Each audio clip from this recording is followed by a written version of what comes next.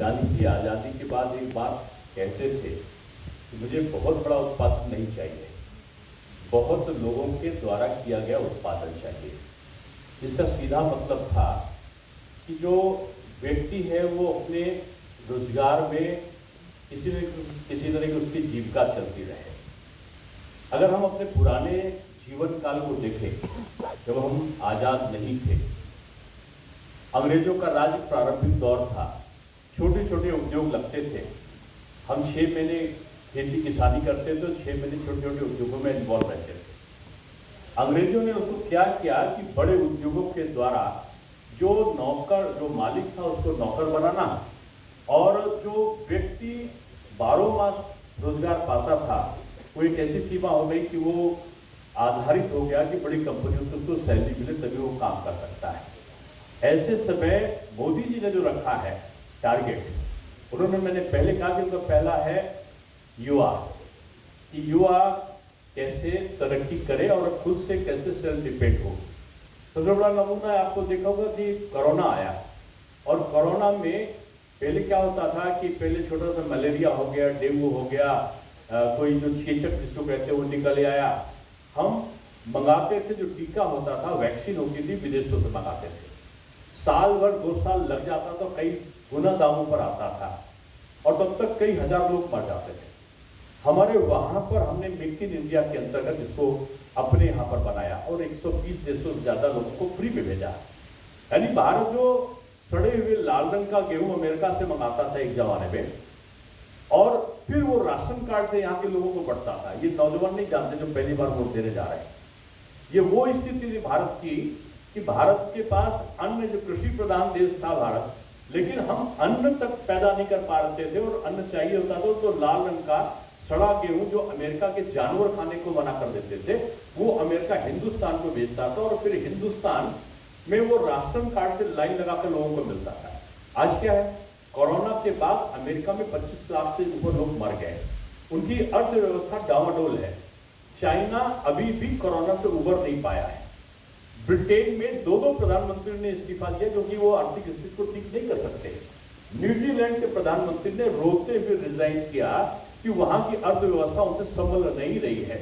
लेकिन भारत की अर्थव्यवस्था कोरोना काल में भी हमने मुफ्त में गेहूं दिया, मुफ्त में दवा दी, मुफ्त में वैक्सीन दिया, मुफ्त में हमने सारे अस्पतालों का इलाज कराया, और सब जगह हॉस्पिटल, जैसे मैं एक एग्जाम्पल देता हूँ, अभय सिंह जी यूपी से हैं, जानते होगी, 2 मेडिकल कॉलेज थे, और कोरोना के कार्यकाल में 75 मेडिकल कॉलेज, हर डिस्ट्रिक्ट में मेडिकल कॉलेज बन गया, और हर मेडिकल कॉलेज बनने पे आज वहां पर कुछ स्कूल अच्छे होते थे, यूनिवर्सिटी होती थी, आज वहां पर 20 यूनिवर्सिटी पहले बन गई, पूरे देश में 75 यूनिवर्सिटीज बन गई, IIM बन गए। यहाँ पर अगर देखें तो IITs का निर्माण मोदी जी ने कराया, यहाँ पर एम्स के निर्माण कराया, इसलिए कि जो बच्चा है वो अपने जब बड़ा हो तो उस समय वो उस देश में जिसमें सोना बेचकर यहाँ की अर्थव्यवस्था चलाई जाती थी, एक समय यह था। आज भारत की अर्थव्यवस्था 8% के आसपास, वो 7 पॉइंट कुछ है, लेकिन वो इस तिमाही में 8 के आसपास पहुंच रही है। ब्रिटेन, अब चीन को देखो, 4.5 के आसपास है, ब्रिटेन तो माइनस में पहुंच रहा है, और भारत लगातार बढ़ रहा है। 2030, मेरे बात को आप नोट करके रखना कि 2030 तक अगर इसी गति से हम चले तो भारत अमेरिका को पिछाड़ देगा, और अर्थव्यवस्था में वो अभी तो 3रे स्थान पर आ रहा है, वो 2रे स्थान पर आ जाएगा। और यह गति बने, इसके लिए जो मॉडर्नाइज सिस्टम को अडॉप्ट किया मोदी जी ने, कि कहीं स्टैंडअप इंडिया है, कि स्टार्टअप इंडिया है, कि मेक इन इंडिया है। अब स्टार्टअप की मैं एक आंकड़ा देख रहा था जो नौजवानों के लिए आकर्षण का केंद्र है, कि मैं अभी पढ़ रहा था कहीं पे, तो जो कितनी तेजी से 2016 में क्या स्थिति थी, और आज अगर देखें 2016 में केवल 471 थे स्टार्टअप। आज अगर आप देखो तो 15,400% की इसमें वृद्धि हुई है। यानी आज यहाँ पर 72,993 में स्टार्टअप है। रोजगार सृजन के केंद्र बनाए गए हैं, यानी केवल सरकारी नौकरी हमारा माध्यम नहीं है, हमारा माध्यम है स्वरोजगार की मुद्रा लोन के माध्यम से, मेक इन इंडिया के माध्यम से। आज चारों तरफ जो रोड्स बन रहे हैं, आज चारों तरफ ये मेट्रो बन रहा है, आज चारों तरफ जो आप देख रहे हैं रीजनल ट्रेन भी हमने चलाई है। आज ये हवाई अड्डे इतनी तेजी से बढ़े हैं, रेलवे की लाइन्स और रेलवे के वो बने हैं, ये अप्रत्यक्ष रूप में रोजगार देते हैं। और बच्चों के लिए मैं एक संशोधन विकसित भारत जिस बताऊंगा, आपके मन में एक कंफ्यूजन आता होगा कि बीजेपी के लोग हैं और बीजेपी के लोग मंदिर मंदिर चिल्लाते हैं। ये तमाम नौजवानों के मन में भरने की कोशिश लोग करते हैं, लेकिन आप इसको एनालाइज करो, अगर आप अर्थशास्त्र के लोग हो, ये अर्थव्यवस्था का केंद्र है मंदिर।